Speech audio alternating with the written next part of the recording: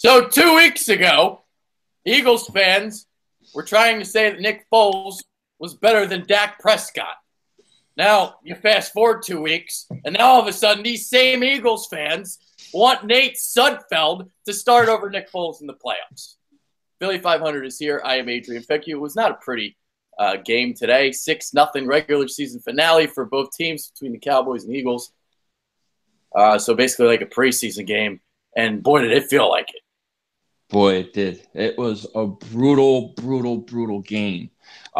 Eagles did not play their starters long. They didn't even play their second string long. We were at third string guys, and it was a hard game to watch. I'm not going to lie. It was a hard game to watch.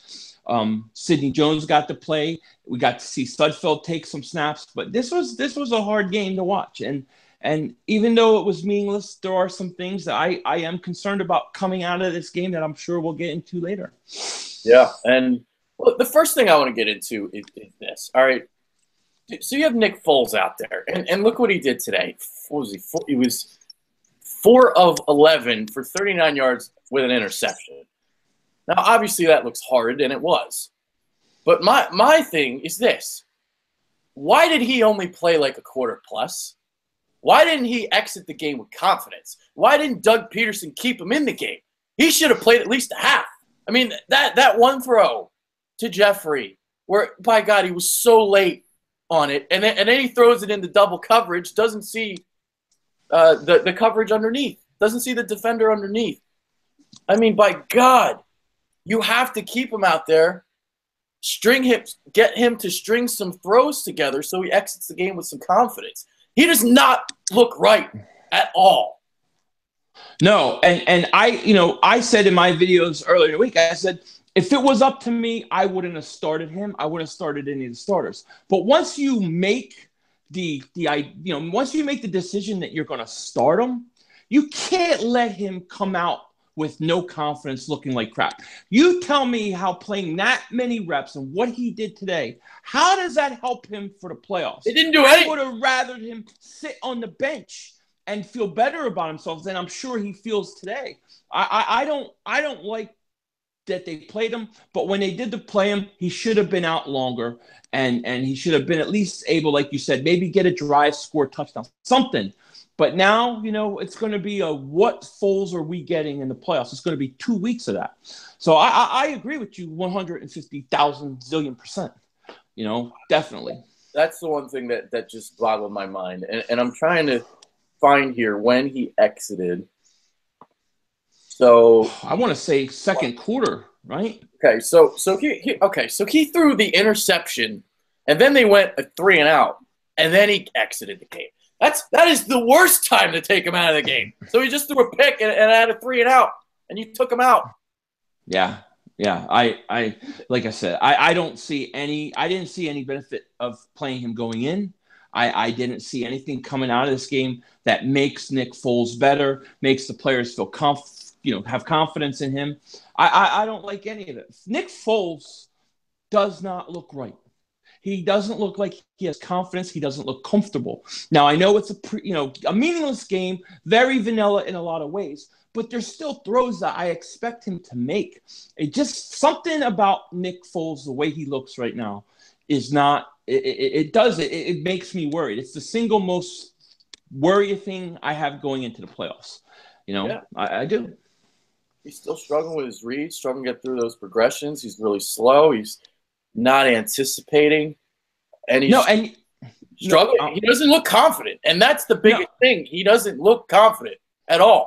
Yeah, that's the biggest thing. And just like, did you notice that when Sudfeld came in and made a couple throws, how much more quick the ball gets to the receivers? It seems like when Foles throws, the ball takes forever to get to the receiver right now. I don't think he's throwing off his right foot. I think he's off balance. I think Foles is a little bit of a mess right now. I think they'll fix it. I still am going to stick with this team in the NFC. I still think they'll get there and they'll fix this, but Foles has got a lot of things to fix before we play a real game. A lot. Yeah, and we'll get into some Doug Peterson talk in a second. Before that, let's get into Sudfeld, because he did look pretty good for what he is, okay? 1923, 134 yards. Obviously, very conservative game plan when he was in there. I thought the best throw he made was one that didn't count. So Yeah. you had the penalty on the play, and this is a play where he showed off a little bit of pocket awareness, slid to the left, and made a really strong throw to Marcus Johnson along the sideline. I thought he was making better decisions. He was getting the ball out quicker than Foles. But overall, I mean, 19 to 23, 134 yards against Dallas. This was his first start. It's kind of crazy to say, well, you're going to start Sudfeld over Foles now, right? That's not going to happen. I don't think it could happen. I don't see how you can go into the playoff game and start him when he's never even made one start. But, I mean, I'll say this. He does have physical tools. He's big. He can throw the ball, and he has some mobility. I mean, both the plays you're talking about, the one pass he made right at the sideline to Johnson, right, was a third down play. It came back. And then he has that 20-yard scamper, 22 yards, and then they get another penalty. Every time he had something going, they got a penalty. But what bothered me about when Sudfeld was in is if he's a third-string quarterback, why not let him wing it? Not let him throw downfield. They were so conservative and worried about what he was doing. I would have just let the kid go out and ball and just throw, fire. I thought that they missed an opportunity to see what he looked like throwing long, that kind of thing. I thought it was too conservative. Yeah, I mean, there are going to be arguments made for Sudfeld over Foles. I'm sure. I think it's a little far-fetched. I think it's a little too much, but that just goes to show how bad Nick Foles has been. That there has been now we have a quarterback controversy with Nate fucking Sudfeld and Nick Foles. This is pathetic. Nate Studfeld, dude. It's Nate Studfeld. That's true. Nate Studfeld. Well, look. I will say this. His balls get to the receivers a lot quicker. He has a lot more mobility, but I can't start him over Nick Foles. One of the things I liked about Foles in the past was I thought that Foles was mentally strong enough to recover from these kind of things. So I expect him to, you know what I mean? Now, what'll be interesting is if Foles was struggling during a playoff game, how short of a leash would Doug Pearson go? That's what I think would be more interesting. If Foles struggled like he did the last two games, would they be like, the hell with it? Now, I think, I don't see Foles not starting in the playoff game. That's not going to happen. I don't believe that'll happen. And I don't believe it should happen.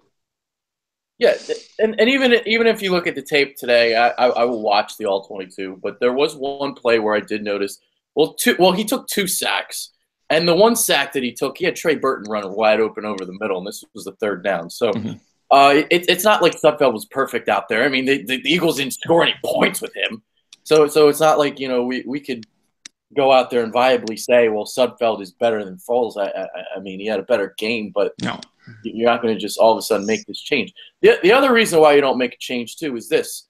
Foles is the one that's practicing with all the ones. It's not Sudfeld. And even the guys that were in there with Sudfeld, it was like Mac Hollins and Marcus Johnson and the backups that aren't playing with Foles. So you had that. And the other thing, we didn't get to see him throw a deep ball. So I don't know how his deep ball accuracy is. I don't know how his accuracy is on the intermediate routes because we really didn't see that either. So as good as Sudfeld looked, I mean, 19 to 23, it was overly conservative and obviously not even close to what I would want to see to have him now all of a sudden just supplant Nick Foles. He didn't show me enough to supplant Nick Foles. If he would have went out there through 5 touchdowns and okay, maybe we have more of a conversation, but it's not like he led the Eagles to a victory here. No. In the end of the day, he didn't do anything either. I agree. You can't replace Foles at this point. You're stuck with them. You might be surprised, though, how many people on Eagles Twitter right now want Nate Sudfeld over Nick Foles. Oh, I heard it in my live stream. Everybody wanted him. Well, before him, they wanted to sign Kaepernick or RG3, which is impossible. You're not signing a quarterback to come in now. But then when he came in and he threw 2 passes, you could tell he had more in his throws than Foles. And it's like, all right, he's our starting quarterback. We want to replace him. I get it, but that's because Foles has been so horrendous. That's Foles why has got to be said. better. That's exactly why it's being said, because Foles has been that bad, and that's the concern. It is a concern. That is a huge concern because, look, I know it was vanilla, but, I mean, there were throws that he just should not miss today. Foles looks uncomfortable. He doesn't look right. I agree with you. I don't know what to say. Foles is going to have to fix it. And Doug Peterson, which I know we'll get into, he has to be a good coach. We got to see what he is. He has to come up with a plan to fit this offense around Foles, around those running backs, and take advantage. You do not have Carson Wentz. And even Sudfeld, did you see him try to do the Carson Wentz quick turn? He couldn't do it. Are you kidding? He tried. He tried his damn heart out. He tried his That was funny. Sudfeld. Yeah. Man. He did keep me entertained while he was in the game. Yeah, it made it more entertaining because it was really, I mean, it was hard to watch anyways, but it was really hard to watch. With nothing. This bad. Yeah, this was bad. And look, for all I got to say is Dallas had Prescott, they had Elliott, and they had playing pretty much backup defensive players, and they looked bad too. Yeah. I mean, bad. Oh, man. Yeah, but I talked about Doug Peterson a couple of minutes ago. Now we'll get into him. So, well, you kind of answered it a little bit, but what does he have to do heading into the divisional playoffs now to get this corrected? Because on the film study I did last week with Brendan, he thinks there are some correctable issues, and I do agree with him. In terms of the anticipation, there is no reason why you shouldn't be able to see a cornerback playing off 10 yards pre-snap and not being able to locate that and throwing a stop route. These were a couple instances last week on tape that we saw. And if he plays with a little bit more anticipation, and if Doug Peterson can really coach him up in 2 weeks, I don't think we're going to see this Nick Foles in 2 weeks. I think we're going to see something a little bit better than what we've seen. Yeah, I agree. I expect to see a better Foles. I expect to see a better game plan. And to me, I think that you got to turn – I mean, they've been very conservative with Jay Ajayi. And I think him and Corey Clement you can really utilize in the playoffs in a way that teams haven't seen all year.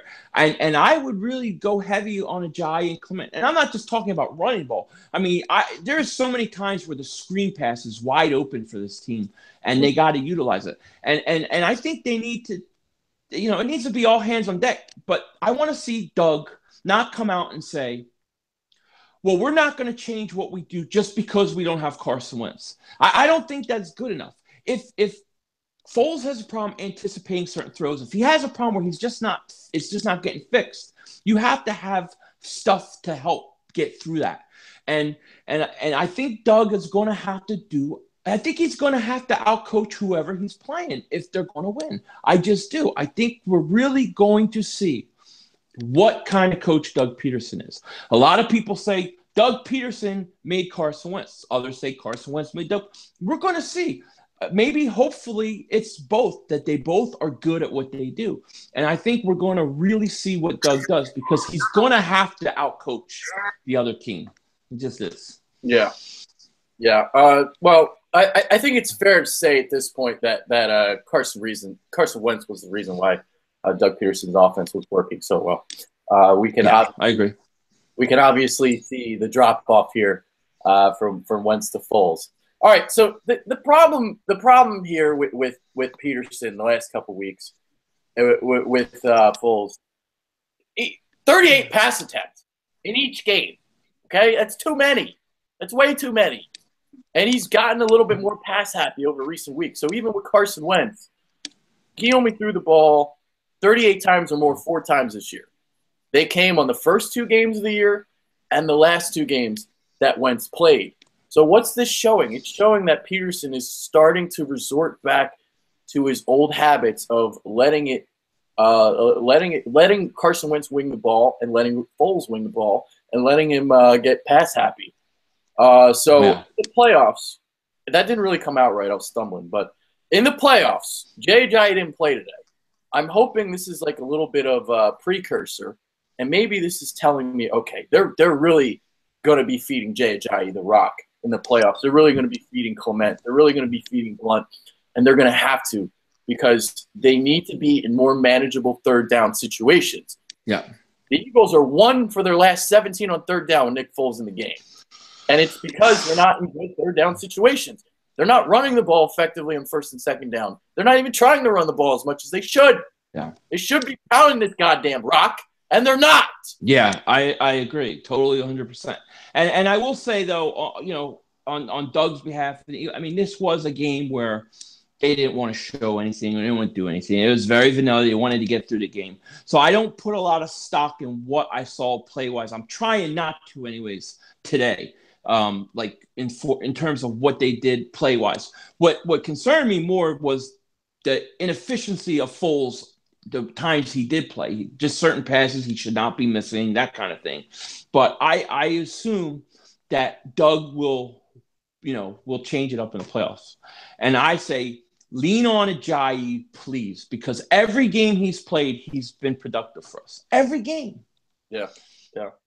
Because you're going to have to – if you're going to lean on Foles, you got to have 3rd and 3, 3rd and 4, 3rd and 5. They need to be makeable third down situations. None of this 3rd and 11. You're not going to get a 3rd and 11. You don't have Carson Wentz in the game. Yeah. You don't have to. You don't mask deficiencies anymore.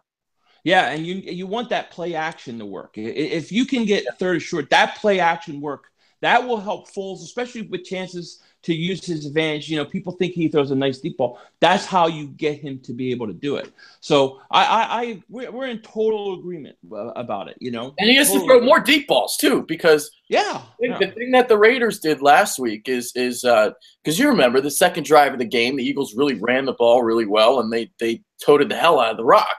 And then they scored on the screen. Then the Raiders brought 8 men in the box, and they dared Nick Foles to beat him. And Doug Peterson remained overly conservative. So that to me needs to change. And Doug Peterson has shown that he tends to be a little bit on the conservative side. I mean, we see the air yards, that air yards number all the time. That's because of Doug. He doesn't like to throw the ball past 10 yards for some reason. He did open it up for Carson Wentz this year, obviously. I mean, Wentz playing like an MVP, I would hope he would. But with Nick Foles and Sudfeld, see, I did Sudfeld accidentally. Sudfeld, baby. Sudfeld, baby. But with those two guys, I mean, I'm not seeing much past 10 yards. Sudfeld and what? Deep penetration. There are two keys. There are 2 keys to the postseason. Rodney McLeod needs to be deeper than the deepest, and Fletcher Cox needs to be deeper than the deepest. 2 keys. That's it. Super Bowl. Yeah. No, I mean, we agree. I mean, I still believe that this team will fix it, and I don't know. I can't say we're done because we're the number 1 seed and it's all. I just can't do it. I gotta believe they'll fix it somehow. But there's things that we're going to be concerned about going in. That's for sure. And we'll see how this team comes out and plays. We'll see. Yeah. All right. So another person who made his debut today, long time coming, Sidney Jones in a cornerback. Sidney Jones for the Eagles. And I'll tell you what, definitely looked like he played his first game. Bit on a sluggo. Did make a couple tackles, but I'd say he needs a couple games under his belt. Yeah. He took a bad angle on the Elliott got around the outside of the corner there. He bit. Like I said, I don't know how much is his rust. I don't know if there was a couple times he didn't look like he was running full speed. I don't know. I liked seeing him out there. It's great. But, like I said, if it was up to me, I would have rested him the whole year. But maybe they feel they really need him. I don't know. But it was nice to see him nonetheless. And I think for his first time out, he was fine. Yeah. I don't have any problem with Sidney. I expected this, because yes, exactly. Because there were people that wanted Sidney Jones to play, and not only play in the playoffs, and that is a little bit far-fetched because the kid's coming off an Achilles injury. He needs some games back under his belt before he can be back to 100% the way he's used to playing. So, but the encouraging thing to see was him embracing contact, and that's something that you want to see following an injury like an Achilles or a knee injury. To see him embrace it and make tackles, and he did that. Yeah. I thought for his first time out, he did pretty good. I mean, this isn't a kid that is coming back to college football. He's coming back to the NFL. He's never played a snap in the NFL. No OTAs, no training camp, no preseason, no regular season games. It's hard to imagine that you're going to throw him in 1 or 2 weeks and he's going to play at a playoff level. It's just not realistic. And, but it was nice to see him. And you can see that he has the physical tools. You can see that it's there. It's just a matter of him getting healthy and playing, and I think he'll be fine. Yeah, the all 22 is going to do a better job showing me how he played, because it's a cornerback. It's really tough to evaluate as you're watching the game live. But I will say that Rasul Douglas did not look good today. No, he struggled big time, man. So there are a couple instances where the ball's being thrown his way. He's not even looking back for it. And I don't know what that was about. That happened on several occasions. He missed some tackles. And then it reached the point in the fourth quarter where Dallas was just targeting him on every snap. Yeah, targeting every snap. And you know what? Prescott missed a couple throws, too, where he had guys beat, and he just flat out missed them. So, I mean, if you're playing a Drew Brees or somebody like that in playoffs, you're going to pay for that. So we gotta be tightened up on that. I'll tell you another guy that I thought played really good, and it was nice to see him out there, was Stephen Means. Every time Stephen Means plays, he plays well. Yeah. I just really like that guy, Means do. He does. I like that guy a lot. But look, man, this is a meaningless game, right? It was. It was a meaningless game. I'm not going to sit here and throw a fit like I'm sure a lot of other Eagles fans are going to, but I still don't like the way Nick Foles played, though. So I agree. Thing coming out. That's number one concern going into the playoffs, Nick Foles, because it's not just like he had a bad quarter. He played bad last week against the Raiders, and there's nothing that he showed that he was going to improve or fix his mistakes from a week ago. He looked like he was continuing the same game. And that is a concern, and that worries the hell out of me. It does. I'm worried about Foles. I really am. I'm not going to lie. That's my number one concern. You know what the silver lining might be, though, over the last couple of weeks?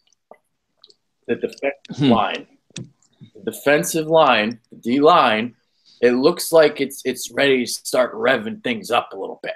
Now, I don't know if this defense is Super Bowl elite good enough to be able to carry this team in the playoffs, but at the same time, the NFC isn't that great, so we'll see what happens.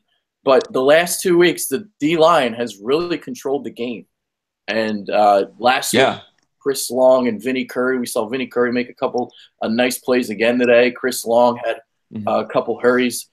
So I'm really encouraged to see that out of the D-line. I'm encouraged to see that Jim Schwartz made some adjustments with the defensive line as well. I talked about this last week. Brandon Graham playing some D-tackle. So you have that going on. He's bringing more pressure on third down. So this defensive line, they know what's ahead of them, and they know what they need to do in order for the Eagles to reach the promised land.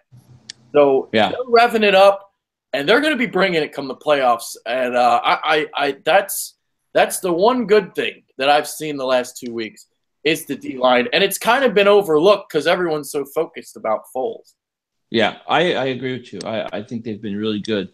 And that bodes well going into the playoffs, because we're going to need that defense to step up. They're going to have to step up and do their part because, look, you're not going to score 40 points a game in the playoffs. You're just not. So we need them to step up, no doubt about it.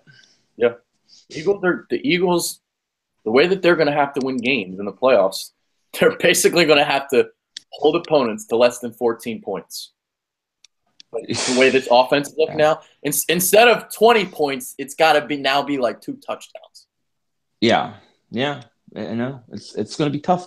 The good thing is it's cold and it's in Philly. That's the big advantage. That's why I still favor this team coming out of the NFC because of those two things. And we'll see what happens. Yeah. So we're gonna have to win games 13-10. It's gonna have to be that's the way it's gonna have to be. So it's hard to have confidence in Nick Foles right now. It's tough. Yeah, it is. It is. And my hope is that they can fix this. And like I said before, the one thing I've always felt about Foles was that I think he can get past the mental aspect of, when you're struggling and that kind of thing. At least in the past, I've always thought that. So I think Foles will be able to clear his head and be ready. And hopefully we'll see improvement, And that we're just going to have to wait and see. Yeah. All right. I did write Nate Jerry's name down, so I did want to talk about him a little bit. I thought he made some nice. Dropped that interception. He dropped that nice interception, but I liked his. I thought he played good. Yeah. There was this one play on the boundary on a run where he took on Leal Collins, a guy that's like fucking 100 pounds bigger than him, and so he takes him on, and then he brings down Ezekiel Elliott for a 1-yard loss. That was a very impressive play for a rookie. Yeah. I liked seeing that. Yeah, I liked him a lot, and I thought he was going to get that interception. And if he would have been up in it, that may have been pick 6 too. Really, the defense for the most part played Dallas starters or second string, and they shut them down. I mean, they did a great job for the most part. I mean, Dallas missed a few throws and that kind of thing, but I thought the defense was pretty good. Yeah. By the way, I just pulled up the chat. I'm seeing EDP is in the chat. What up? What up, buddy? What up? Hey. Yeah. So, oh man, I must have seen stuff in the chat. So people want to bring in RG3. I don't want to bring him up. You can't bring anybody from a quarterback like RG3. Any quarterback who's going to come in and then just jump out on the field and lead this team. They haven't been around. They don't know the plays. They don't know the calls. I don't see how that could work. If you wanted to do that, it had to be a while ago. RG3 hasn't thrown a pass since last December? So he's not in football shape. You'd have to bring him in. He'd have to know the playbook in 2 weeks. That's not going to happen. He also has no cohesion with the wide receivers. So if you think it looks bad with Nick Foles out there, you haven't seen shit because RG3 is going to be 10 times worse. Yeah, there's nothing. You're stuck with what you have. You're stuck with what you have, and what you need a coach, whether he can do it or not. He's got to figure a way to get his quarterback playing consistent and being able to move the ball, and he's got to change things up enough where he's out coaching the other team.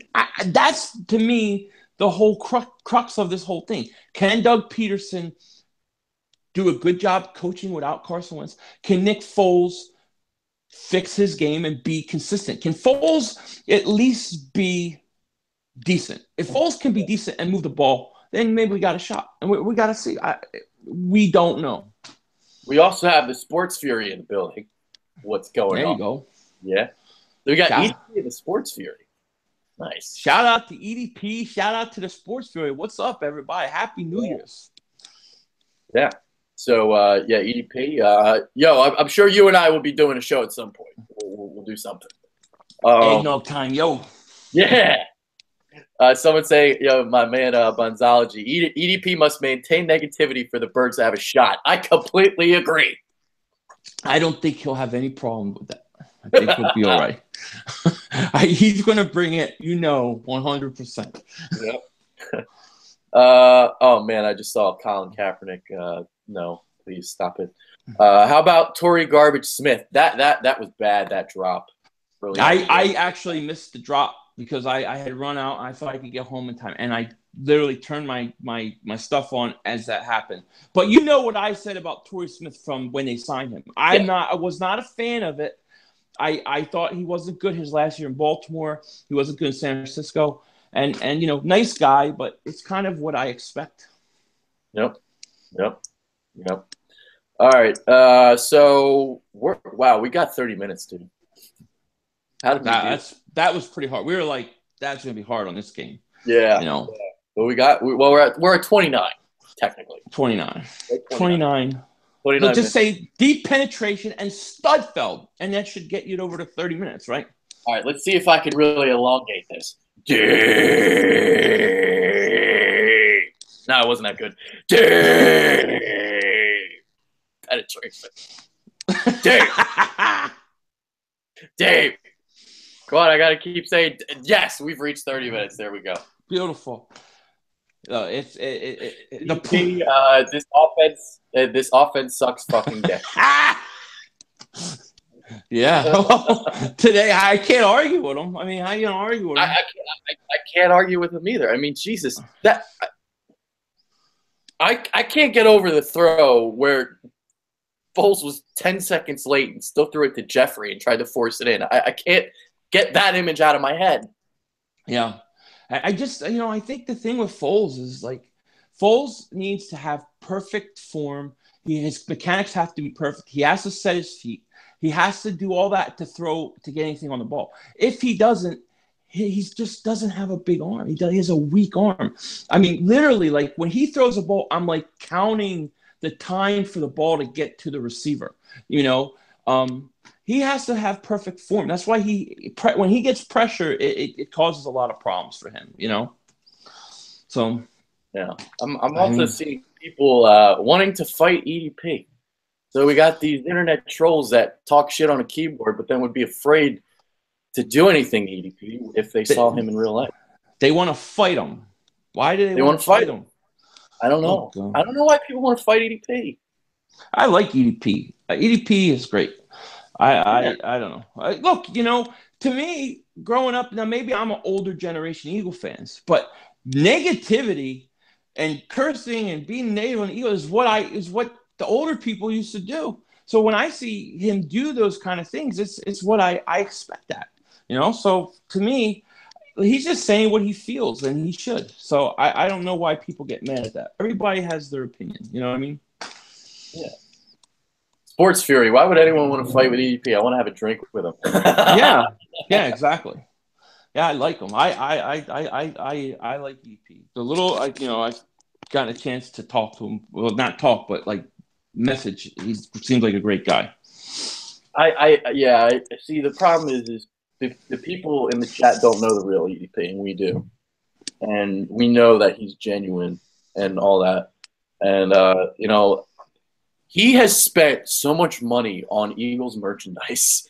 Like everything in his closet is Eagles. Everything that he has is Eagles, and for people to think that he's not a real Eagles fan, I think is ridiculous. Yeah, I see. The one thing I never do is I never, ever would say you're not a fan or you're not a fan or if you don't do this, you're not a fan. Nobody can tell somebody they're a fan or not. That's just the most ridiculous thing ever.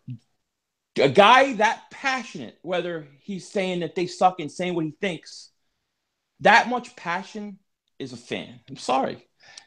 He deals with how he deals with it. I deal with it.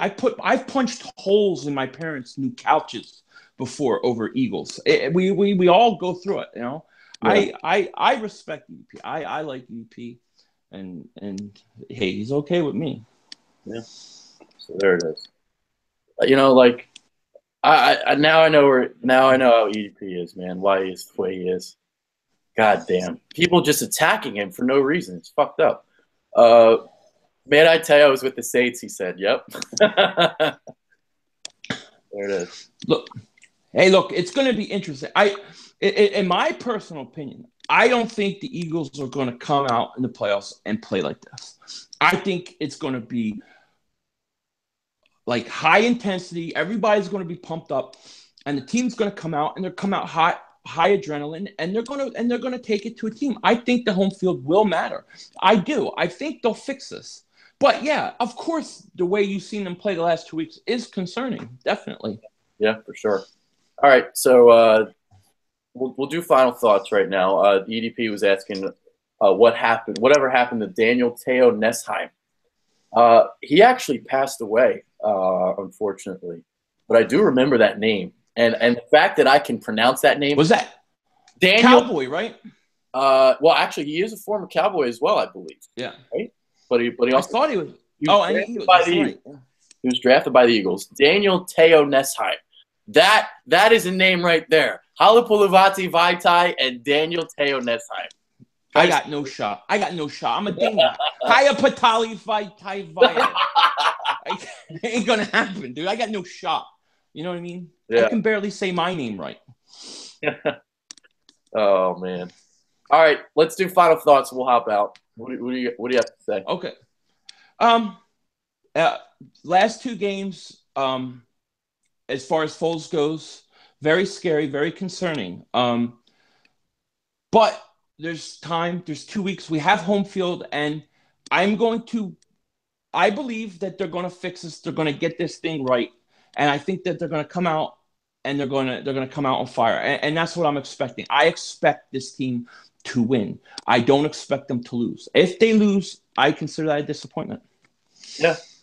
All right. That's a good final thought. My final thought, Nate Sudfeld, greater than Dak Prescott. Yeah. There it is. I love it. All right. I love it. We're out. Everyone enjoy your New Year's. Oh, I forgot to mention Mike. Do it now? Yeah, I'll do it now. I meant to say it earlier in the show. So Mike Owens, the guy that I founded the Bitter Birds with, he got married on Friday, so congratulations to him. And he picked the perfect week to go on his honeymoon, because it's going to be a long 2-week wait. But at least one of those weeks he's going to be in Aruba. So lucky guy. Yeah. Yeah, that is genius. You know what I mean? We need him to pick us some games and some numbers and some winners, because that is a genius spot for him. Perfect. To be able to plan out before the season starts, to pick out a date for a wedding, and to know that the Eagles were going to have a first-round bye, that is impressive.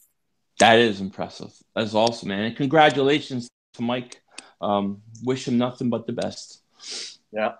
That was a really fun time and fun wedding for sure. The last song of the night was the Eagles fight song. He sang all the lyrics. It was great. He danced like an animal, as did I. So yeah, it was a really fun time. We need the video. I'll put it on my channel. Bitter Bird dancing video. I think I might be able to get a video. I can make a video because there was a photographer and also a videographer there. So when I came out to my entrance, I did a little slide, a little dance move. So we'll see if we can find that. You got to have that, yeah.